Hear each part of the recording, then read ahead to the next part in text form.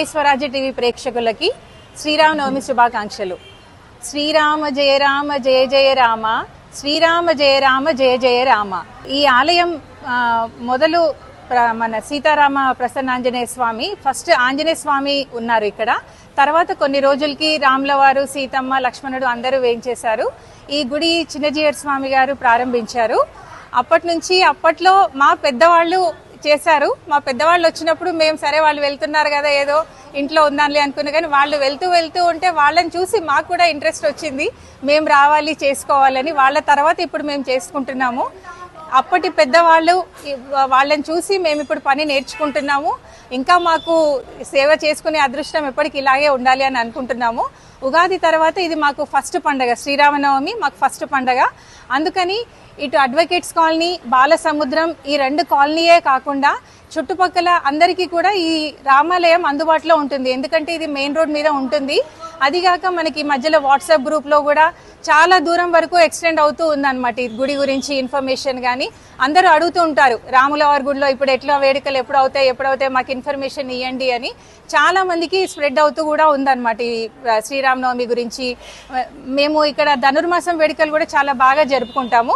అన్నిటికంటే ముఖ్యంగా ఈ శ్రీరామనవమి మాత్రం అందరూ చాలా ఉత్సాహంగా పాల్గొంటాము. మొత్తం ఈ పూలు అలంకరణ, తోరణాలు కట్టడము, దేవుడికి కావాల్సిన అయ్యగారుల తర్వాత అయ్యగారులు చేసే పనులు అయ్యగారులు చేస్తారు. ఆ తర్వాత మేము చేయగలిగిన కూడా మేము కూడా చేసుకుంటాము. మా సేవ చేయడం గుడికి ఎంతో సంతోషంగా మేము ఫీల్ అవుతున్నాము. స్వరాజ్య టీవీ ప్రేక్షకులకు శ్రీరామనవమి శుభాకాంక్షలు. ఆపదామపహర్తారం దాతారం సర్వసంపదాం లోకాభిరామం శ్రీరామం భూయో భూయో నమామ్యహం. శ్రీరామనవమి ఉగాది తర్వాత వచ్చే తొలి పండగ.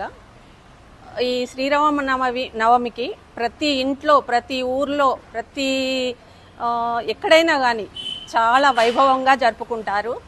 ఒక కళ్యాణం అంటే భోజనాలు మిగతా అన్నీ కూడా ఉంటాయి. అందుకని ప్రతి ఒక్కరు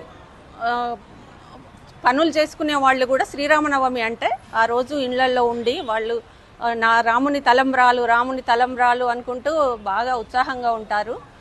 కాబట్టి ఈ శ్రీరామనవమి అన్ని పండుగల్లోకెల్లా అత్యంత విశేషమైన పండుగని నేను అనుకుంటాను. తర్వాత ఈ భద్రాద్రిలో ఎలాగైతే జరుగుతుందో ప్రతి ఆలయంలో కూడా అలానే జరుపుకుంటారు. ఇంకా చెప్పాలంటే మా ఆలయంలో మాత్రం చాలా వైభవంగా జరుగుతుంది ప్రతి సంవత్సరం. దీనికి మా పూజారి గారు కూడా చాలా సపోర్టివ్గా ఉంటారు. కాబట్టి అందరం మేము చాలా సంతోషంగా జరుపుకుంటాము. జై శ్రీరామ్.